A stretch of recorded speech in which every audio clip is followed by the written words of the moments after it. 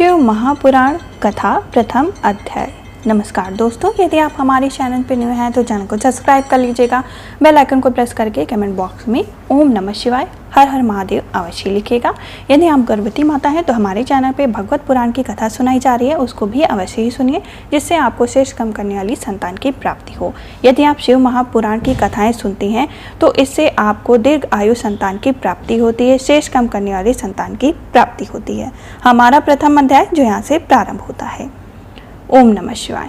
विषय प्रयाग में सूत जी से मुनियों का तुरंत पाप नाश करने वाले साधन के विषय से प्रश्न, जो आदि और अंत में और जो मध्य में भी हैं, नित्य मंगल में हैं, जिनकी समानता अथवा तुलना कहीं भी नहीं है, जो आत्मा के स्वरूप को प्रकाशित करने वाले देवता परमात्मा हैं, जिनके 5 मुख हैं और जो खेल ही खेल में अनायास ही जगत की रचना, पालन और संहार तथा अनुग्रह एवं तिरुभाव रूप 5 प्रबल कर्म करते रहते हैं, उन सर्वश्रेष्ठ अजर अमर ईश्वर अंबिकापति भगवान शंकर का मैं मन ही मन चिंतन करता हूँ। व्यास जी कहते हैं, जो धर्म का महान क्षेत्र है, जहाँ गंगा यमुना का संगम हुआ है, उस परम पुण्य में प्रयाग से मैं ब्रह्मलोक का मार्ग हूँ। सत्यव्रत में तत्पर रहने वाले महातेजस्वी महाभाग महामुनियों ने एक विशाल ज्ञान यज्ञ का आयोजन किया।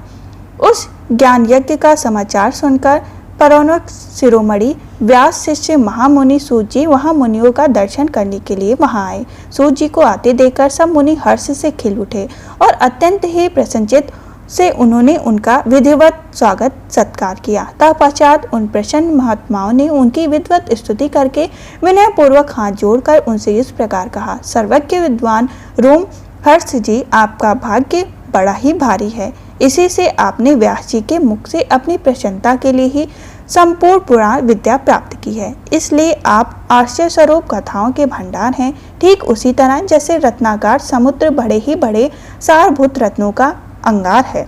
तीनों लोकों में भूत, वर्तमान और भविष्य तथा जो भी कोई वस्तु है वह आपसे अज्ञात नहीं। आप हमारे सौभाग्य से इस यज्ञ का दर्शन करने के लिए यहाँ पधारे हैं और इसी व्यास से हमारा कुछ कल्याण करने वाले हैं, क्योंकि आपका आगमन निरर्थक नहीं हो सकता।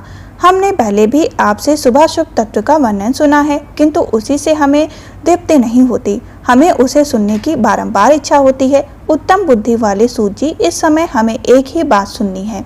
यदि आपका अनुग्रह हो तो गोपनीय होने पर भी उस विषय का वर्णन करें।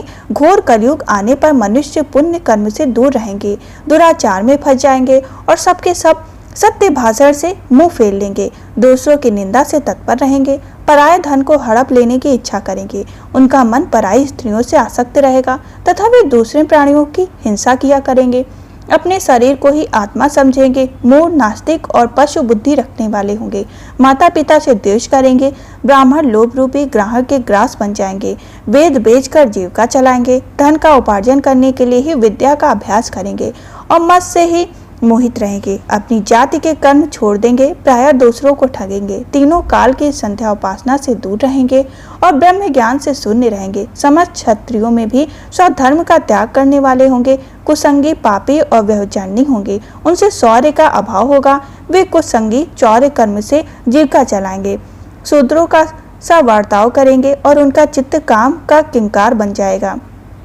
वैश्य संस्कार भ्रष्ट, स्वधर्म त्यागी, कुमार्गी, धन उपार्जन परायण तथा नापतौल अपनी कुसंगति का विचार परिचित देने वाले होंगे। इसी तरह शूद्र ब्राह्मणों के आचरण में तत्पर होंगे, उनकी आकृति उज्जवल होगी, अर्थात वे अपना कर्म धर्म छोड़कर उज्जवल वेशभूषा से विशोभित हो जाएंगे।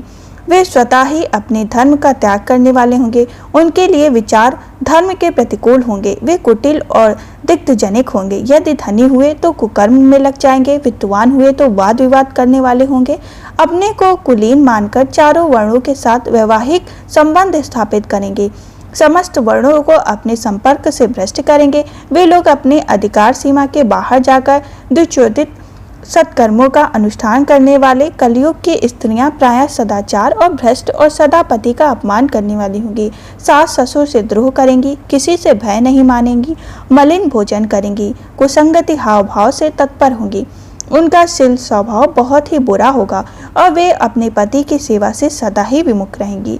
सूत जी, इस प्रकार जिसकी बुद्धि नष्ट हो गई, जिन्होंने अपने धर्म का त्याग कर दिया, ऐसे लोग को इहलोक और परलोक में उत्तम गति कैसे प्राप्त होगी।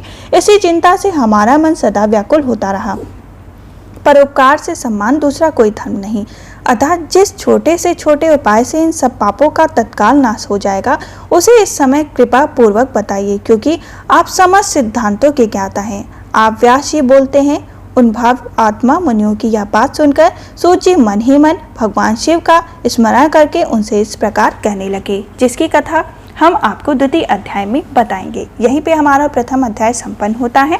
यदि आप हमारे चैनल पर न्यू हैं तो कमेंट बॉक्स में हर हर महादेव अवश्य ही लिखें। हम फिर मिलेंगे दूसरे अध्याय के संग। तब तक के लिए ओम नमः शिवाय।